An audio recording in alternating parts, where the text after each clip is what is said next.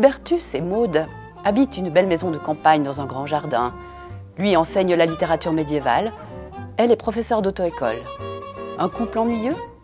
Non, juste un mari ennuyeux, parce que Maude, elle, débordant d'une énergie incroyable, a un tempérament plein de fantaisie qui s'ingénie à bouleverser la vie des autres autour d'elle et la sienne pour son plaisir.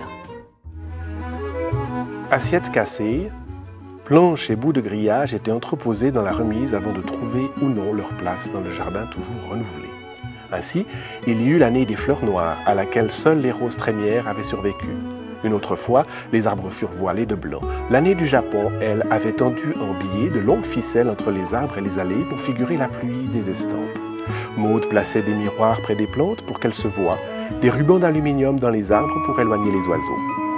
Elle traînait jour et nuit dans les allées de son domaine, considérait qu'il fallait flatter les fleurs comme les bébés et interdisait à quiconque de sortir de la maison quand il avait neigé, immortalisant avec un appareil photo l'œuvre du gel et du givre sur son hou blanchi par endroits. Pour décrire son personnage au sage prénom de Maude, l'auteur a choisi une expression qui lui correspond très bien, une femme exagérée.